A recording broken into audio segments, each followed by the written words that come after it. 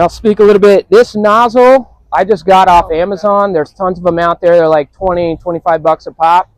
And I found, like, if you're somewhere where the water pressure is lower, just this straight pipe with the fan tip nozzle will maybe help you.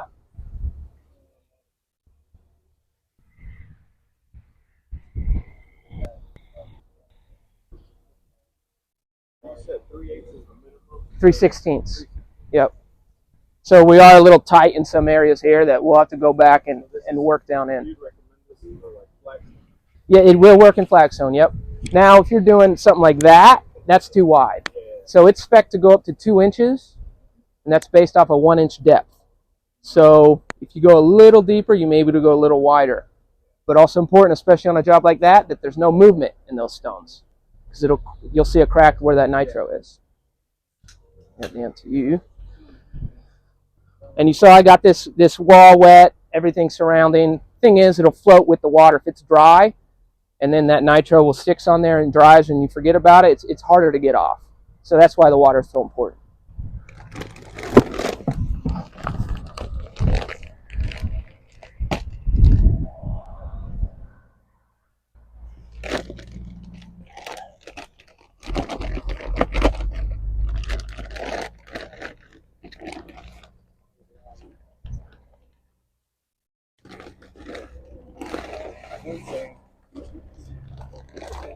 What'd you say? Yeah.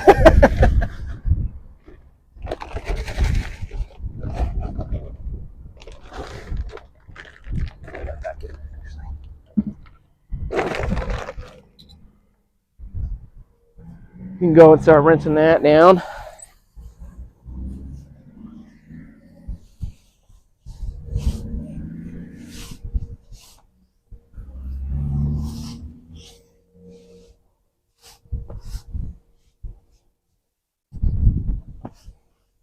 Now, if you're doing smooth textured pavers, I found a squeegee can work really well with that. Here we're a little uneven and it's a little more textured, so a broom. But all of it's kind of personal choice, what you guys work with, what you find works best.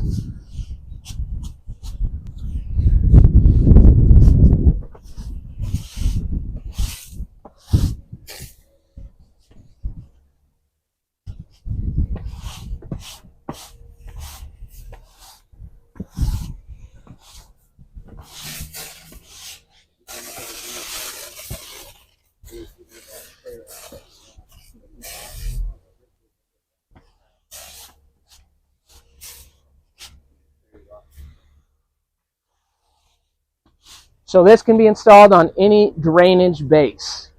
So if you're doing an overlay and the overlay doesn't drain, this won't install, because you can see as you're installing with water, you just create a pool for yourself. It'd be a mess. Also, we say the minimum temperature is 37 degrees.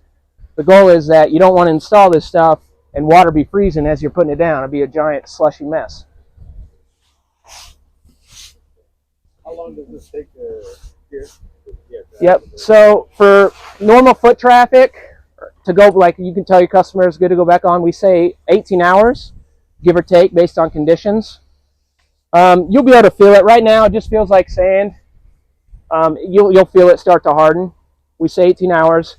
Full cure, that the rock hard, like that mold, we say 28 days, give or take.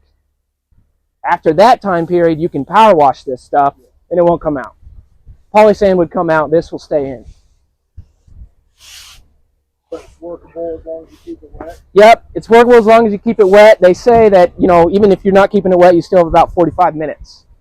I've never gone that long without it being not wet, but let me borrow that real quick. Let's switch you there.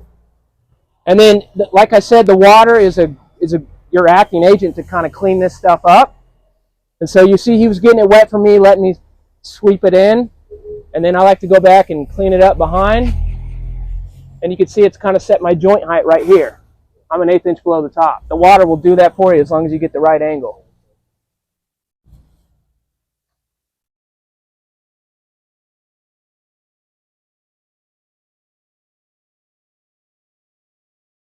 See that joint right there? That water did that for me.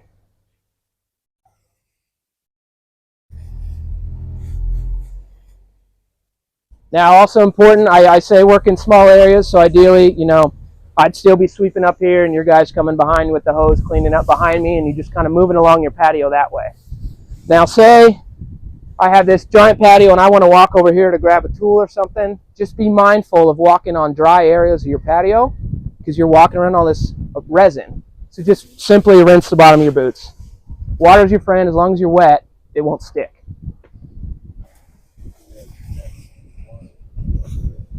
I'm going to come back and hit some joints there.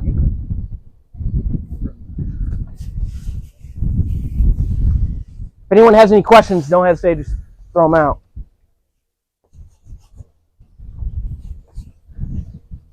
Need wet right here. Thank you. People that have pets are curious even in that curing time if it's safe and all that stuff. Yeah. I mean, yeah, the 18 hours, it really, initially, I mean, you can feel this stuff. It's just going to feel like that for a while, just like sand. Yeah. Now, before you leave today, you'll see it start to get a little firmer. So pets, I'd keep them off for that 18 hours if you could. Yep.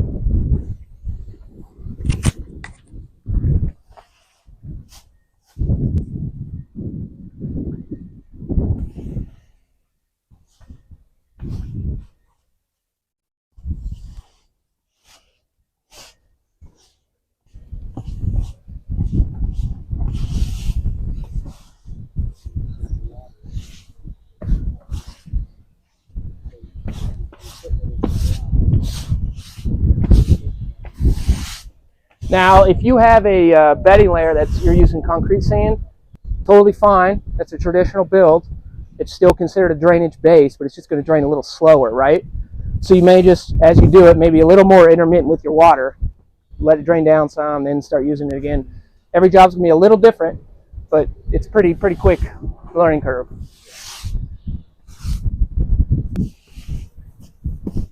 Being a resin, if you do get it stuck on something dry, is there something to take that off? Yeah. So eventually, like, let's say you didn't wet it well enough and you see after time that you can see some footprints.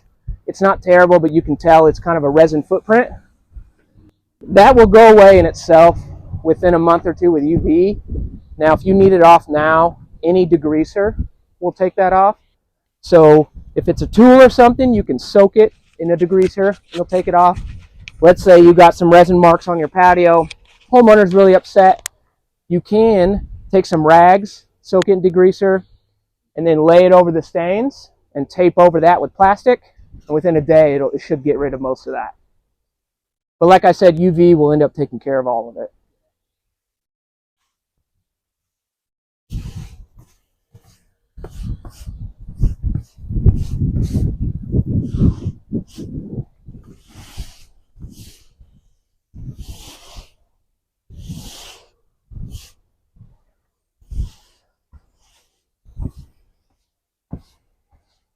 And you can see on some of the tighter cuts how I'm having to work it in there a little bit.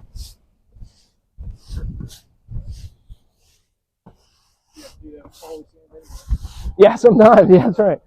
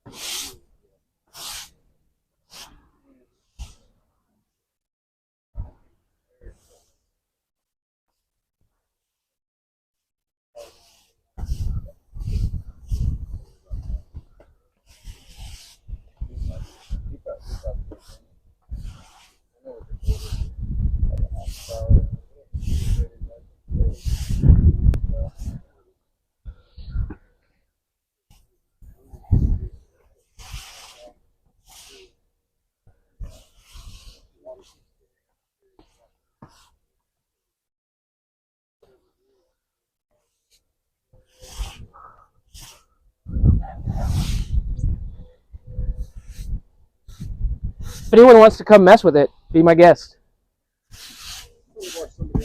Yeah, I don't mind that either. So you had let's say you got a big enough patio, and you're coming back later to do it in steps. Is something with it set up next to geared stuff already well? Yeah.